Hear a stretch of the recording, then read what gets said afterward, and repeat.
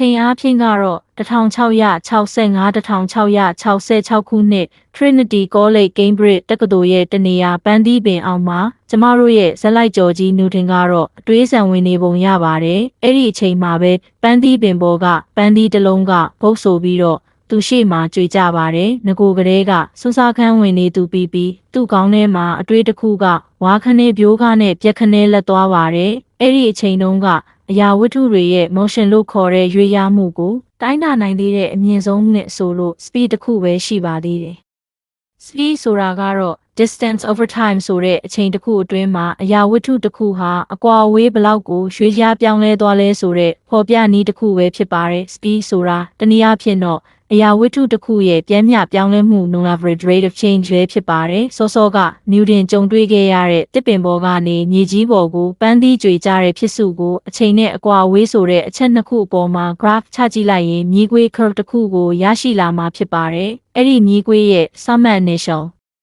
point နဲ့ summit final point ကိုဆက်လိုက်ရင် second line တစ်လိုင်းရရှိလာမှာဖြစ်ပြီးတော့အဲ့ဒီ second line ရဲ့ slope ရှော့ဆောက်အတိုင်းအတာဟာ speed ပဲဖြစ်ပါတယ်။ Newton တွေးပုံကကြတော့ပန်းသီးဟာအချိန်10စက္ကန့်အတိုင်းအတာအတွင်းမှာအကွာအဝေးတစ်ခုကိုရွေ့လျားပြောင်းလဲနေတဲ့အဲ့ဒီပန်းသီးရဲ့ရွေ့လျားပြောင်းလဲမှုနှုန်းကို speed နဲ့ပဲတိုင်းမယ်ဆိုရင်10စက္ကန့်ဆောင်ပြီးမှဘလောက်ရွေ့လျားတယ်ဆိုတာကိုတိုင်းတာလို့ရမယ်ဒါမှမဟုတ်ပန်းသီးရွေ့လျားနေတာကိုရက်အောင်စောင့်ကြည့်ပြီးမှပြောင်းလဲမှုနှုန်းကိုတိုင်း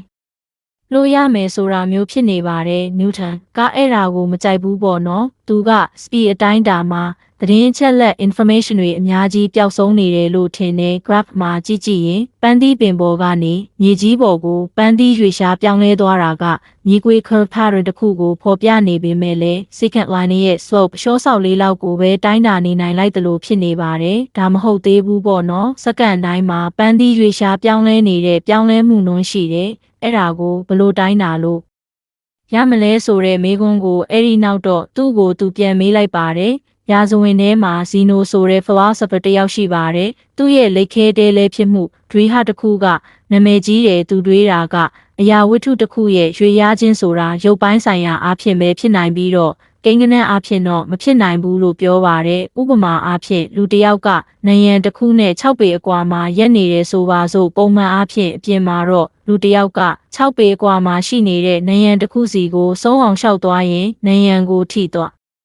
အားမှာပေါ့နော်ဇီနိုကအဲ့လိုမမြင်ပါဘူးအဲ့ဒီမှာအကွာဝေးရှိနေတဲ့6မီတာကိုထက်ဝက်ပိုင်းလိုက်ရင်3မီတာရမယ်အဲ့ဒီ3မီတာကိုထက်ဝက်ပိုင်းလိုက်ရင်1မီတာခွဲအဲ့ဒီလိုမူလရှိနေတဲ့အကွာအဝေးကိုထက်ဝက်ပိုင်းပြီးတော့ထွက်လာတဲ့အကွာအဝေးတိုင်းကိုစင်ကာထက်ဝက်ပိုင်းလိုက်မယ်ဆိုရင်ဘယ်တော့မှဆုံးမှာမဟုတ်တော့ဘဲနဲ့နောက်ဆုံးမှာရလာတဲ့ရလက်ကသူညနာကိုအတင်ချေကတ်သွားပေမဲ့လုံးဝသူညစီကိုရောက်မှာမဟုတ်တဲ့ကဏ္ဍသေးလေးနဲ့ပဲအဆုံးသတ်သွားမယ်လို့ဆိုပါတယ်။အဲကဏ္ဍလေးဟာအရန်ကိုအတင်ချေအနန္တသေးငယ်ပြီးတော့ infinitesimal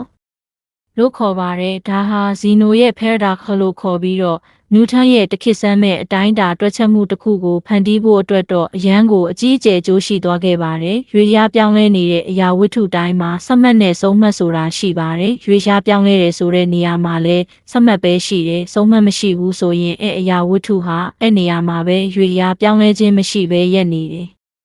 လို့ပြောလို့ရပါတယ်။မြေခွေးခဘက်တစ်ခုကကြိုက်တဲ့အမှတ်မှာရှိတဲ့ပြောင်းလဲမှုနှုန်းကိုတိုင်းတာခြင်းနဲ့ဆိုရင် speed လိုပြင်းပြပြောင်းလဲမှုနှုန်းကိုတိုင်းတာတဲ့ second line slope ကနေ tangent line ရဲ့ slope ကိုတိုင်းတာနိုင်သွားမှအဆင်ပြေမှာဖြစ်ပါတယ်။အဲ့ဒီ tangent line ရဲ့ slope ကိုတိုင်းတာဖို့အတွက် Newton က Zeno ရဲ့ infinitesimal concept ကိုယူသုံးပြီးတော့ကိုတိုင်းကျင်တဲ့နေရာကို initial point ထားလိုက်တယ်။အဲ့ဒီကနေပြီးတော့မှရှေ့ကိုအတင်ချေအနန္တသေးငယ်ရဲ့ကဏ္ဍလောက်လေးဆက်ယူပြီးတော့ final point ထားလိုက်တဲ့ဒီမှာ initial point နဲ့ final point အရန်ကိုကတ်လွန်းနေတဲ့အတွက်ငကိုမူလ second line အတိုင်းဖြစ်ပေမဲ့လည်း tangent line ပုံစံမျိုးကိုပြောင်းသွားခဲ့တယ်ပြီးတော့အဲ့ဒီ tangent line ရဲ့ slope ရှော့ဆောက်ကိုတွက်တဲ့အခါမှာငကိုမူလ second line ရဲ့ slope ကိုတွက်ပြီး average rate of change ကိုတိုင်းတာတဲ့အဆင့်ကနေ instantaneous rate of change လို့ခေါ်တဲ့လက်ရှိလက်ဝယ်မှာပြောင်းလဲနေတဲ့နှုန်းကို tangent line ရဲ့ slope ကိုတိုင်းတာပြီးတော့တွက်ချက်နိုင်သွားခဲ့ပါတယ်။အဲ့ဒီမှာပဲကဲကူလက်လို့ခေါ်တဲ့တခြားနယ်ပယ်တစ်ခုစတင်ပေါ်ထွန်းလာခဲ့ပါတယ်။ rate of change တချို့ကလည်း derivative လို့ခေါ်ကြပါတယ်။ဗမာလိုကတော့ပြောင်းလဲမှုနှုန်းလို့ခေါ်လို့ရပါတယ်။အဲ့ဒီပြောင်းလဲမှုနှုန်းကိုဘာကြောင့်တိုင်းတာတွက်ချက်ဖို့လိုတာလဲဆိုတဲ့မေးခွန်းကလည်းရှိကောင်းရှိမှာပါတချို့ကလည်း rate of change ဆိုတာစကြဝဠာရဲ့ဘာသာစကားလို့လည်းပြောကြပါတယ်။ကျမတို့ရဲ့နေအဖွဲ့အစည်းကိုကြည့်ရင်ဂျိုတွေကသူ့လမ်းကြောင်းနဲ့သူလှည့်ပတ်ပြောင်းလဲနေကြတယ်။အဲ့ဒီမှာဂျိုတစ်ခုချင်းစီရဲ့လှည့်ပတ်ပြောင်းလဲမှုနှုန်း rate of change ကိုဘယ်အချိန်မှာဘယ်နေရာကိုရောက်နေမလဲဆိုတာကိုခန့်မှန်းတိုင်းတာနိုင်မယ်။နောက်ဒီကဘာပေါ်ကလူအရေးလူအရာကိစ္စရပ်တွေကလည်းအပြောင်းလဲတွေနဲ့ပတ်သက်လုပ်ကင်နေရတာများပါတယ်။ stock ဈေးကွက်တွေကိုပဲကြည့်ပေါ့နော်။အဲ့မှာတန်ဖိုးအတက်အကျကိုဖြစ်စေတဲ့ပြောင်းလဲမှုနှုန်းကိုတိုင်းတာတွက်ချက်နိုင်မယ်ဆိုရင်ဘယ်ချိန်မှာတက်မှာလဲဘယ်ချိန်မှာကျမှာလဲဆိုတာတွေကိုနီးနီးဆက်ဆက်ခန့်မှန်းတွက်ချက်နိုင်မယ်။နောက်ထပ်ကလူဦးရေတို့ climate change တို့အမျိုးမျိုးပါပဲ။ဒါတွေကအပြောင်းလဲတွေနဲ့ပတ်သက်လုပ်ကင်နေရတာဖြစ်ပါတယ်ဆိုတော့ဒါတွေကိုတိုင်းတာတွက်ချက်နိုင်မယ်ဆိုရင်အရန်အကျိုးရှိမှာပေါ့နော်။ဒီလိုနဲ့ပဲ rate of change သို့မဟုတ် derivative အားဖြင့်ပြောင်းလဲမှုနှုန်းတွေကိုတိုင်းတာနိုင်ခဲ့တာကသိပ္ပံနဲ့နည်းပညာနယ်ပယ်ကိုအကြီးအကျယ်ပြောင်းလဲသွားစေခဲ့ပါတယ်။ rate of change ဆိုတာကတော့အရာဝတ္ထုတစ်ခုရဲ့ပြောင်းလဲနေတဲ့ပြောင်းလဲမှုနှုန်းသက်ပဲဖြစ်တယ်။အရာဝတ္ထုတစ်ခုရဲ့ဘလောက်ပြောင်းလဲရွေ့ရှားသွားသလဲဆိုတဲ့ပြောင်းလဲမှုပမာဏတော့မဟုတ်ဘူးပေါ့နော်သူကပြောင်းလဲနေတဲ့ပြောင်းလဲမှုနှုန်းသက်ပဲဖြစ်တယ်အဲ့တော့အရာဝတ္ထုတစ်ခုကဘလောက်အရှိန်နဲ့ပြောင်းလဲနေသလဲဘယ်ကိုETBပြောင်းလဲနေသလဲဆိုတာကို rate of change ရဲ့တန်ဖိုးကိုကြည့်ပြီးတော့ကောက်ချက်ချလို့ရတဲ့ rate of change တန်ဖိုးကအပေါင်းတန်ဖိုးအကြီးကြီးနဲ့ထွက်တယ်ဆိုရင်အတက်ဘက်ကိုအရှိန်နှုန်းမြင့်မြင့်နဲ့ပြောင်းလဲနေတယ်လို့ကောက်ချက်ချလို့ရတယ်။ rate of change တန်ဖိုးကအနုတ်တန်ဖိုးသေးသေးနဲ့ထွက်တယ်ဆိုရင်အကျဘက်ကိုအရှိန်နှုန်းနည်းနည်းနဲ့ပြောင်းလဲနေတယ်လို့ကောက်ချက်ချလို့ရတယ်။နောက် rate of change တန်ဖိုးကသူညရခဲ့ရင်တော့ပြောင်းလဲခြင်းမရှိဘူးတသက်မှတ်သေးပဲရှိနေလို့ကောက်ချက်ချလို့ရပါတယ်။အဲ့လိုပြောင်းလဲခြင်းမရှိတဲ့တသက်မှတ်သေး constant တန်ဖိုးတွေကိုဘယ်မှာတွေ့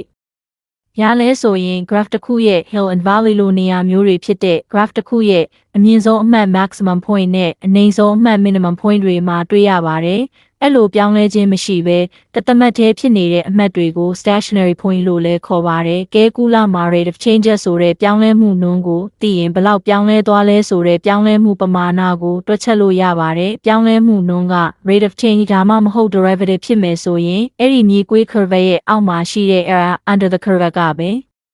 နောက်ပြောင်းလဲသွားလဲဆိုတဲ့ပြောင်းလဲမှုပမာဏဖြစ်ပါတယ်။ကဲကူလက်မပေါ်ပေါက်ခင်အထိကတော့ပုံမှန်ကြီးသော metri ပုံသဏ္ဍာန်ကနေခွဲထွက်နေတဲ့ကွေးကောက်အနာသက်ရှိတဲ့အရာတွေရဲ့ area ကိုတွက်ချက်ဖို့ခက်ခဲခဲ့ကြပါတယ်။ဒါပေမဲ့ကဲကူလာပေါ်ပေါက်ပြီးတဲ့နောက်မှRiemann ဆိုတဲ့တခြားပညာရှင်ကအဲ့ဒီမြေကွေးရဲ့အောက်မှာထောင်းမှစတုဂန်လေးတွေခုပြီးတော့တွက်ချက်ခဲ့ပါတယ်။ပုံမှန်ကြီးသော metri မှာလိုပဲပေါ့နော်။ထောင်းမှန်စတုဂန်ရဲ့ area ကိုတွက်ချင်ရင်အလျားနဲ့အနံမြောက်ရပါတယ်။အဲ့ဒီတော့မြေကွေးအောက်မှာရှိတဲ့ထောင်းမှန်စတုဂန်လေးတွေရဲ့area ကိုရှာပြီးအကုန်ပေါင်းလိုက်ရင်မြေကွေးအောက်မှာရှိနေတဲ့ area ကိုရှာနိုင်သွားမှာဖြစ်ပါတယ်။တခုရှိတာကထောက်မှန်စတုဂန်တွေရဲ့လျားကကြီးနေမယ်ဆိုရင်မြေကွေးအောက် area ကိုတွက်ချက်ရတာကမတိမကျဖြစ်နေပါမယ်။ဒါပေမဲ့ကဲကူလက်ရဲ့ထုံးစံအတိုင်းထောက်မှန်စတုဂန်တွေရဲ့အလျားကိုအသေးချေအနန္တကနန်းလောက်လေးထိကျုံနိုင်သွားမယ်ဆိုရင်ထောက်မှန်စတုဂန်ရဲ့အရွယ်အစားလေးတွေဟာသေးမြူမြက်လိုင်းလေးတွေအဖြစ်ပြောင်းသွားပြီးတော့မြေကွေးအောက် area ကိုပြေးဖြစ်နဲ့တွက်ချက်နိုင်သွားမှာဖြစ်ပါတယ်။ဒါကိုတော့ fundamental theorem of calculus လို့ပြညတ်ထားပါတယ်။အချုပ်ကတော့ပြောင်းလဲမှုနှုန်းကိုသိရင်ပြောင်းလဲမှုပမာဏကိုတွက်ချက်နိုင်မယ်ဆိုတဲ့သဘောပဲဖြစ်ပါတယ်။ဒီအထိအောင်ပြောခဲ့ကြတာကတော့ single variable ကဲကူလက်ရဲ့အကြောင်းတွေပဲဖြစ်ပါတယ်။ single variable ကဲကူလက်ဆိုတာကတော့ကိန်းရှင် variable တစ်လုံးပဲပါတဲ့ function တွေရဲ့ derivative တွေကိုတွက်ထုတ်ရတာဖြစ်ပါတယ်။နောက်ထပ် multivariable ကဲကူလာဆိုတာလည်းရှိပါသေးတယ်။ကိန်းရှင် variable တစ်လုံးထပ်ပိုပြီးပါတဲ့ function တွေရဲ့ derivative တွေကိုတွက်ထုတ်ရတာဖြစ်ပါတယ်။ဥပမာအနေနဲ့ t နဲ့ w ဆိုတဲ့ကိန်းရှင်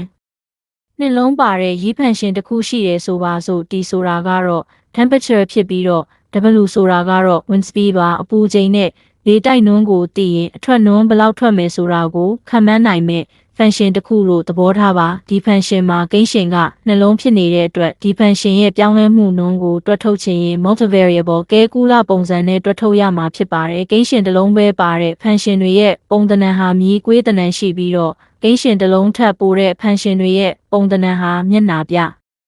င်တစ်ခုလိုကြွနေပါတယ်ကိန်းရှင်တစ်လုံးပဲပါတဲ့ဖန်ရှင်တွေရဲ့ပြောင်းလဲမှုနွမ်းဟာမြေးကွေးရဲ့တန်းကြံလိုင်းရဲ့ရှော့ဆောက်စောကိုတွဲရတာဖြစ်ပြီးတော့ကိန်းရှင်တစ်လုံးထက်ပိုတဲ့ဖန်ရှင်တွေရဲ့ပြောင်းလဲမှုနွမ်းကိုတော့မျက်နှာပြင်ဆက်ဖက်စီရဲ့တန်းကြံပလိန်းကိုတွဲထုတ်ရတာပဲဖြစ်ပါတယ်ပြောင်းလဲမှုပမာဏကိုတွဲထုတ်တဲ့နေရာမှာလဲကိန်းရှင်တစ်လုံးပဲပါတဲ့ဖန်ရှင်တွေမှာကတော့မြေးကွေးအောက်ကေရိယာကိုပဲတွက်ချက်ပြီးတော့ကိန်းရှင်တစ်လုံးထပ်ပိုတဲ့ဖန်ရှင်တွေမှာကတော့ဖန်ရှင်ရဲ့မျက်နှာပြင်အောက်ကေရိယာကိုတွက်ထုတ်